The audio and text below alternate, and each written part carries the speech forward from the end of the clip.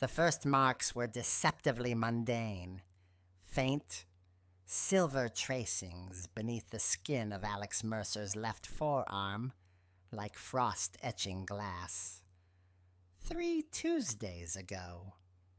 He'd blamed caffeine, the relentless glare of his monitor, the gnawing stress of a deadline looming over his solitary coding work.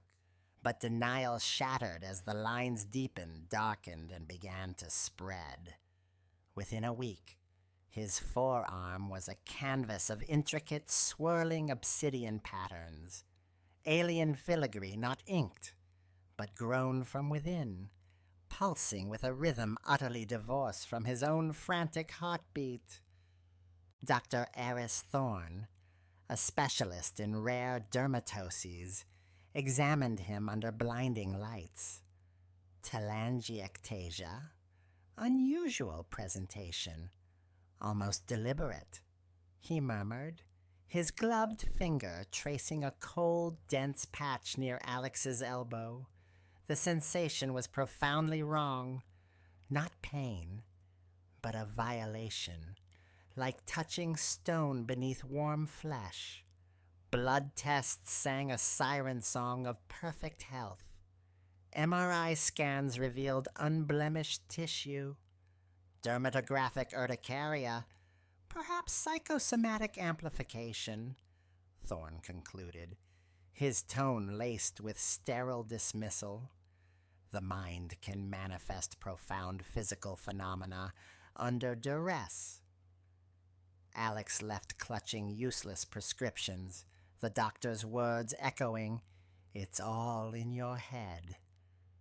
But the patterns thrummed, a low, persistent vibration settling into his bones, a counterpoint to the whisper that began that night, a pressure behind his eyes, a thought not his own.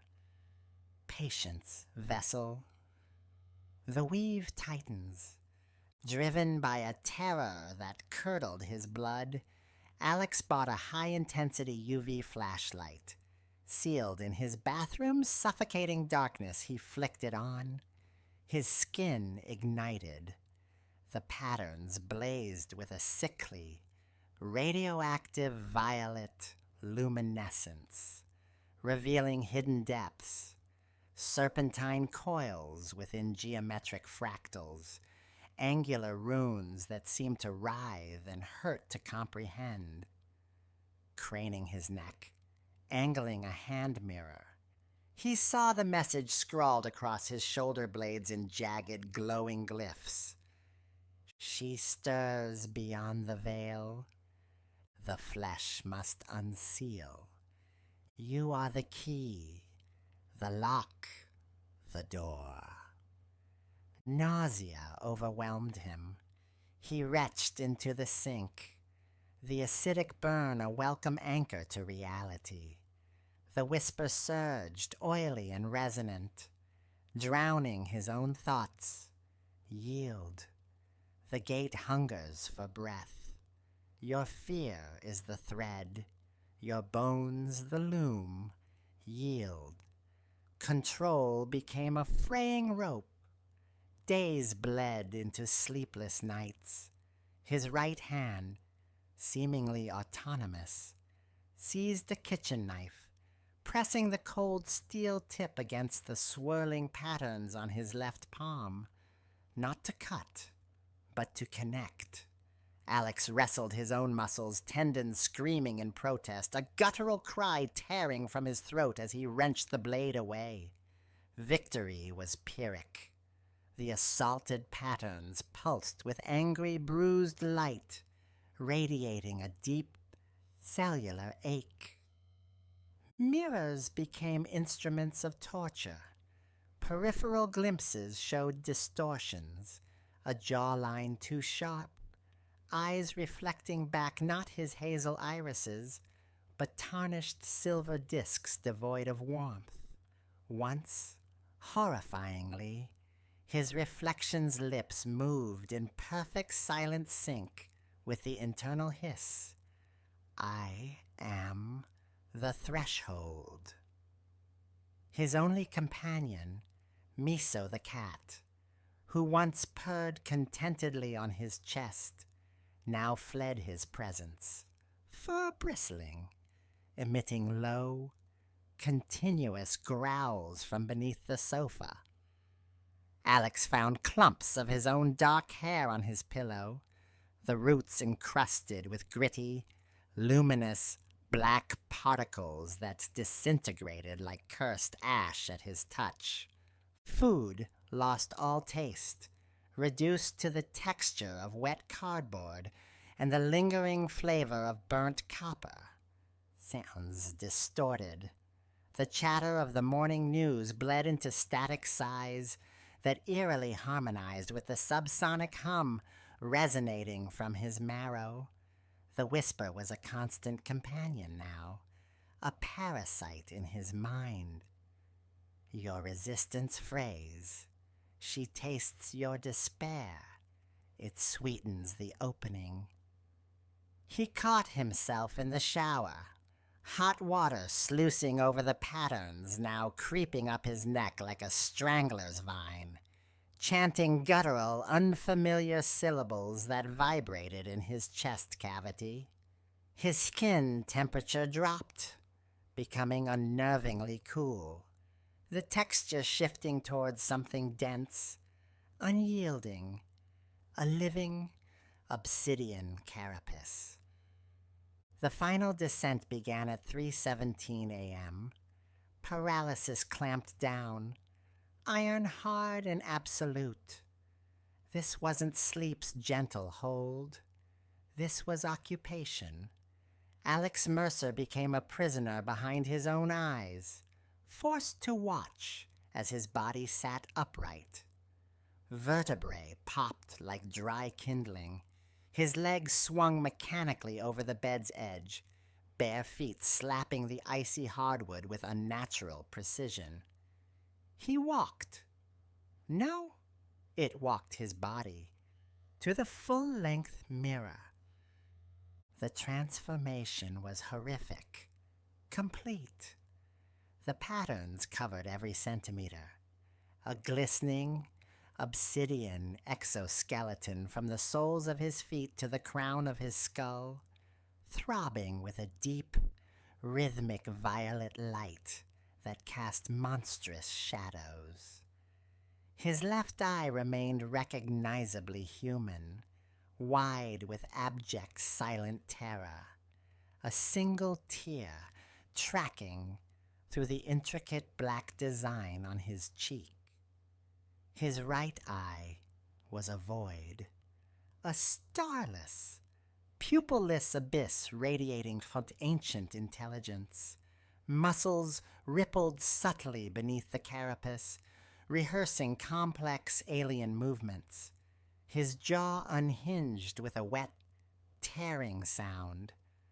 "Time's fabric strains," announced the thing using his vocal cords, the voice layered with the grinding of tectonic plates and the sigh of dead stars.